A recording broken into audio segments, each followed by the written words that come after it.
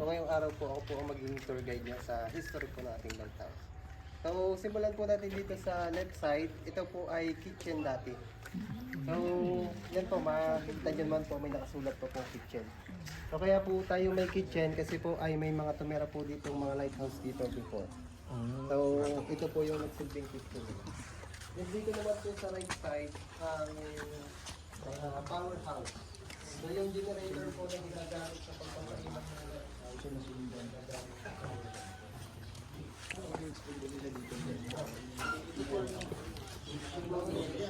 Nakayon po sila po sa gumagana kasi po ang ating pong lighthouse ay solar powered na po. So automatic na po siyang nabubuhay. Sir, So solar powered. Yan yung original. Yan po yung ginagamit dati na Bago siya naging generator po. Bago siya naging, walang generator yung the Spanish. yung dati po yung ginagamit po nila is lampa.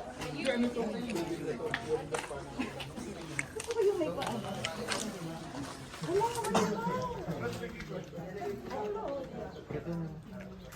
solar power na pala ito.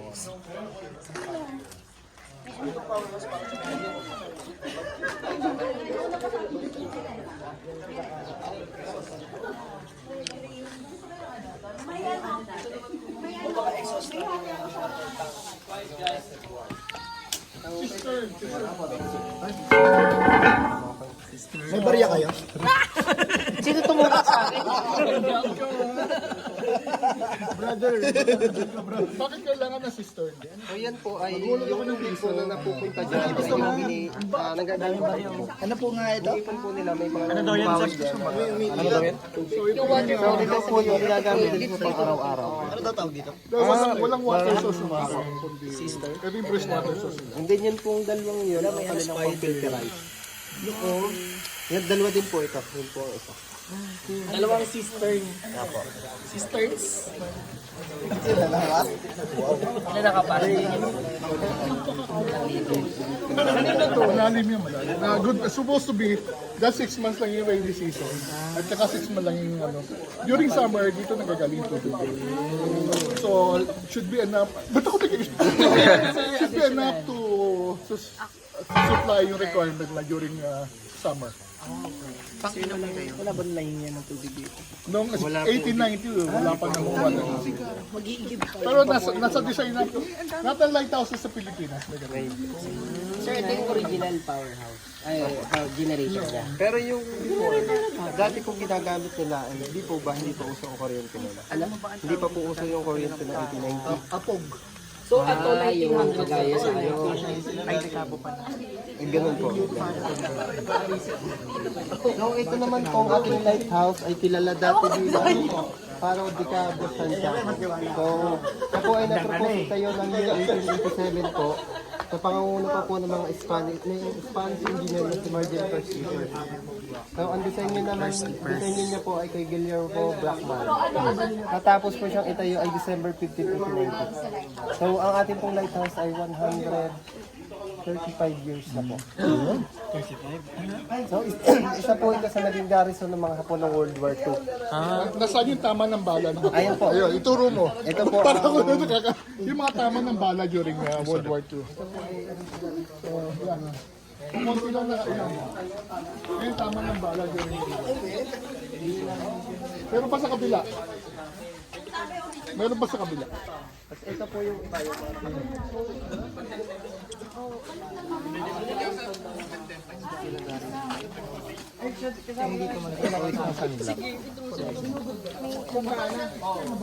Ay, bakit yan dati?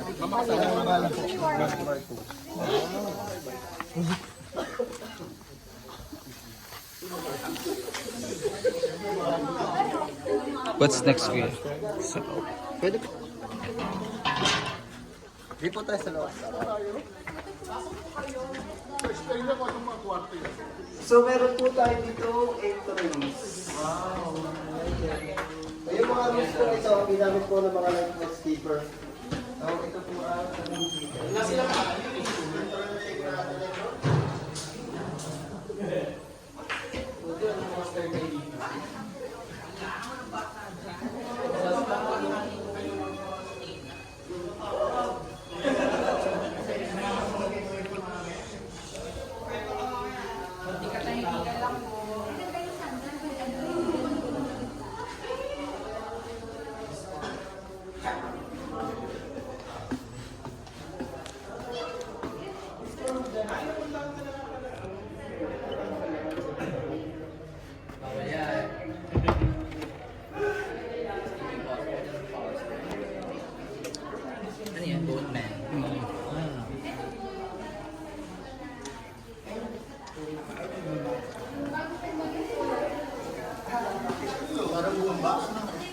Ito lang pala.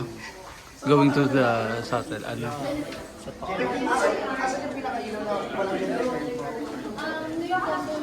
Hindi pala.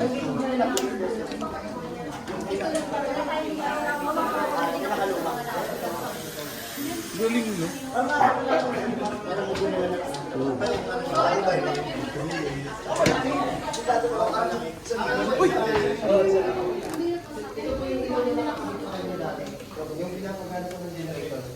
So ito po ay manual na ikot po siya ng pagsigal.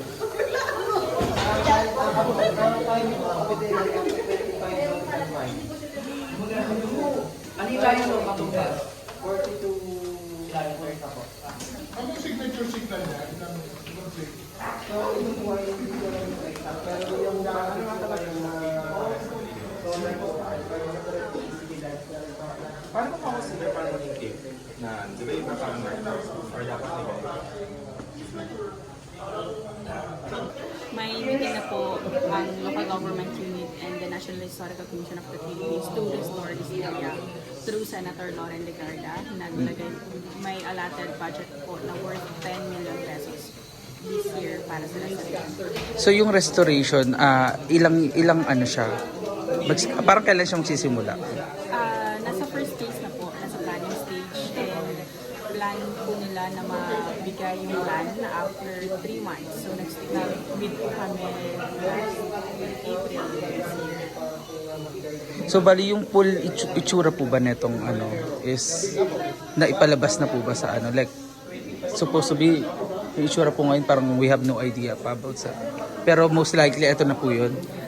May mga ibabalik po na mga gamit dito. Tulad po nito, plan po nila itong tanggalin kasi ito ay yung mga bago. And yung flooring niya, dati siya ay kahoy. Hindi po siya naka-tiles. Then, i-repair po yung mga sira na bricks. So, yun po yung mga and also the ceiling. Thank you. Kaapat. Anong connection po? Parehas pa, di lang yung apat ng cake. Bali, 21 lighthouses po ang Cake. lighthouse sa Philippines. Lighthouse. So yung mga cake po, kasi po yung sa Lubog, isa rin po ang gumawa nito. Tsaka yung cake po sila. So si Margin Persimmon po ang engineer. Hindi same dun sa ilo. Hindi po. Iba na po yung sa ito. Pag ano po, Bali ma'am, this one po is open po ba sa public or for Open po ito sa public Monday to Sunday. meron nagsisingil po ba kayo ng entrance fee or something pag nagpunta rito yung Yes po, may through municipal ordinance, may kinakalak po kami na fees para sa maintenance ng area, 50 pesos for non-residents and 25 pesos. for that po saan po ang payment ng ano? Dito rin po. Dito rin, upon entrance. Pagka nag-accept din po kami ng mga events, Hindi ko nga alam eh. Mm. 10,000 po kapag wedding or any event. Pag po sa wedding, dito po usually or Itong buong area po. And kapag prenup, 3,500 for non-resident and 1,500 for resident. saan naman po mag-i-inquire yung ano may Facebook account po ba kayo? Tourism of Calatagan, Facebook page. Or pwede rin po directly sa office Tourism of Calatagan. Sa Tourism Office po ng Calatagan, dito na public market. Aside from events place din pala to. Aside from that, meron pa bang ino-offer tong place na to na For now, yun pa lang. Yun pa lang. And sa future development ay balak po siyang gawin isang park, may mga resto or cafes. kasi ganda ng location. So I think magiging ano naman siya.